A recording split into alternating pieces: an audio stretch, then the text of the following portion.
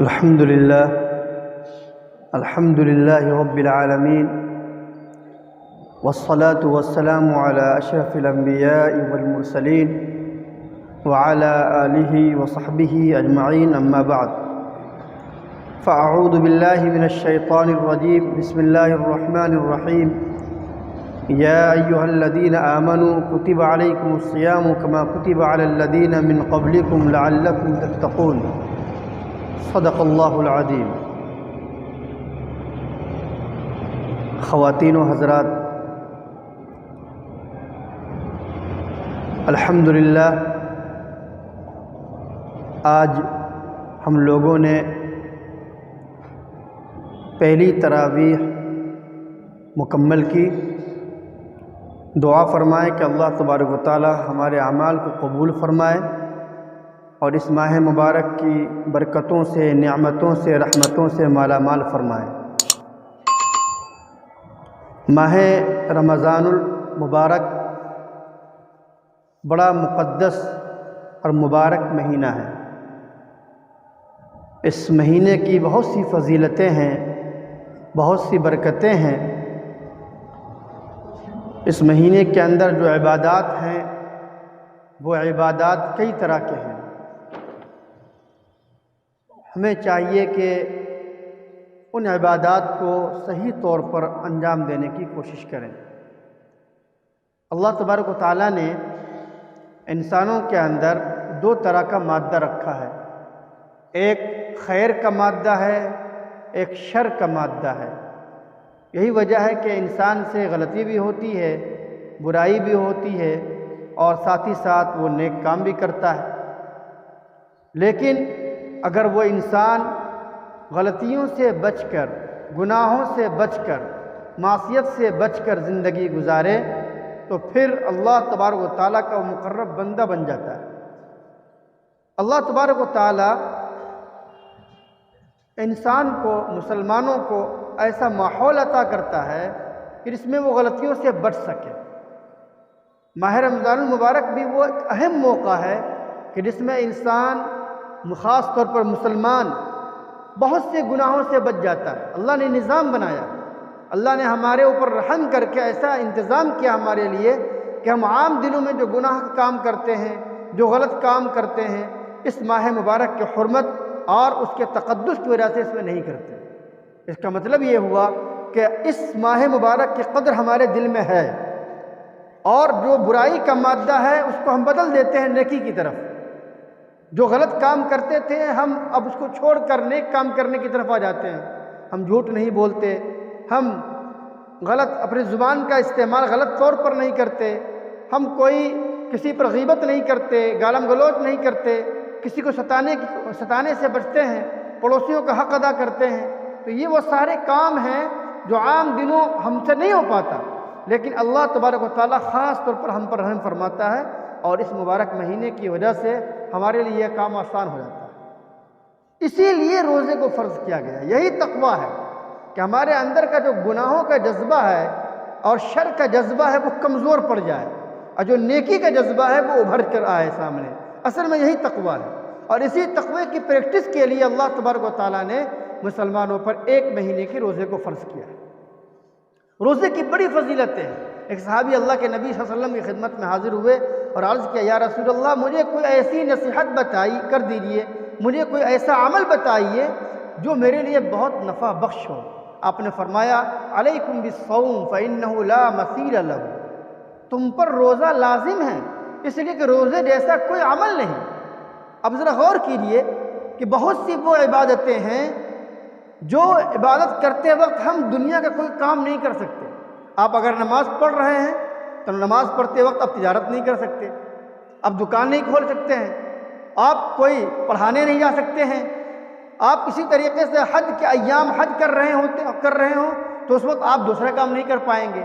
لیکن روزہ ایک ایسی عبادت ہے کہ آپ روزے کی حالت میں پڑھا بھی سکتے ہیں، روزے کی حالت میں آپ عبادت بھی کر سکتے ہیں، روزے کی حالت میں آپ بزنس بھی کر سکتے ہیں، دنیا کا سارا کام کر سکتے ہیں، اور آپ روزے سے بھی ہیں۔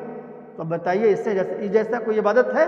نہیں ہے۔ اس لیے ہمیں چاہیے کہ روزہ جب آئے تو اس روزے کا خوب اہتمام کریں، اور یہ روزہ ہم پر اللہ تبارک و تعالیٰ نے مشقت کے لیے نہیں، آسانی پیدا کرنے کے لیے ڈالا ہے، ہمارے اعمال کے اندر بڑھوتری پیدا کرنے کے لیے فرض کیا ہے۔ اور یہ صرف ہم پر نہیں فرض کیا، اس سے پہلے جتنی قومیں رہی ہیں، جتنے مذاہب رہے ہیں، ہر مذہب کے اندر روزہ فرض ہے، طریقہ الگ ہے، ان کا اپنا انداز الگ ہوگا، ان کا سحری کھانے کا کیا طریقہ ہے وہ الگ ہوگا۔ اس لیے ہمیں چاہیے کہ اس مہینے کے اندر جو اہم ترین عبادت ہے روزہ، سب سے پہلے ہم اپنے روزے کی حفاظت کرنے کی کوشش کریں۔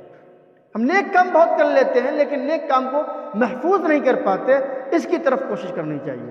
اللہ تبارک و تعالیٰ نے اللہ کے رسول نے ایک حدیث میں فرمایا کہ روزہ ڈھال ہے۔ صحابہ نے پوچھا کس چیز ڈھال ہے؟ فرمایا یہ جہنم سے بچانے کے لیے ہے، یہ اس وقت تک ڈھال ہے جب تک کہ کوئی آدمی جھوٹ نہیں بولتا، یہ اس وقت تک کہ ڈھال ہے جب تک کوئی آدمی کوئی غیبت نہیں کرتا۔ جیسے آپ نے غیبت کر لی کسی کی چغلی کر دی، جھوٹ بول دیا، اب وہ روزہ ڈھال نہیں رہا، اس کا اثر ختم ہو گیا، وہ آپ کو محفوظ نہیں کر سکتا۔ اس لیے ہمیں چاہیے کہ روزہ کی حالت میں ہم جھوٹ نہ بولیں، روزہ رکھتے ہوئے اپنی زبان کو پاک صاف رکھیں۔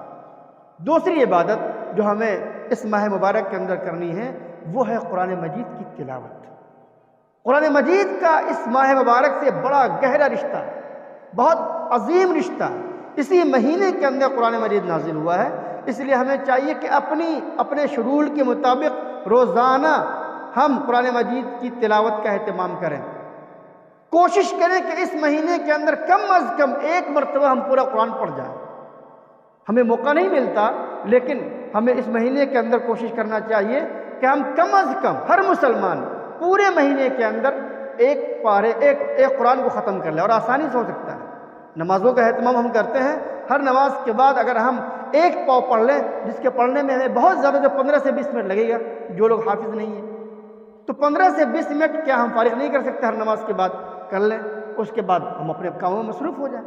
تو جب ہم اپنے نظام کو مینج کریں گے، وقت کو منصوبہ بندی کریں گے تو ہمارے لیے وقت نکل جائے گا۔ کوشش کریں کہ ہم اس ماہ مبارک کے اندر قرآن مجید کی تلاوت خوب کریں، قرآن مجید کو سمجھیں بھی، سمجھائیں بھی، اور اس پر عمل کریں اور دوسروں کو کروائیں، یہ بہت ضروری چیز ہے۔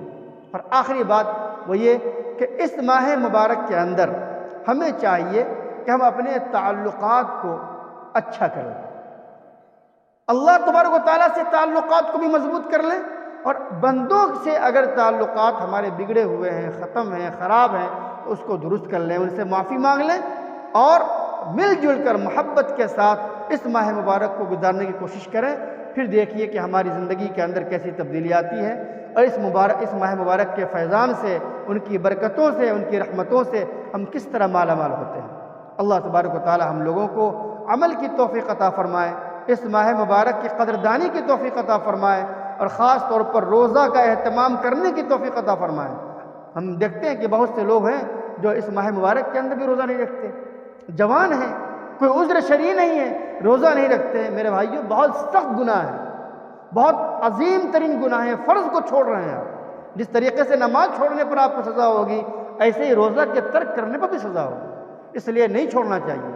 اور روزہ کا مذاق نہیں اڑانا چاہیے، کھلے کھا پی رہے ہیں، مذاق ہے۔ نزہۃ المجالس ایک کتاب ہے، اس کتاب کے اندر ایک واقعہ لکھا ہے کہ ایک یہودی کے بچے نے رمضان کے مہینے کے اندر، غور کیجئے گا، یہودی کا بچہ جو مسلمان نہیں ہے، یہودی، اس کا بچہ ماہ رمضان کے اندر دن میں کھا پی رہا تھا ٹہل کر۔ اس کے باپ نے ان کو ڈانٹا کہ تمہیں شرم نہیں آتی؟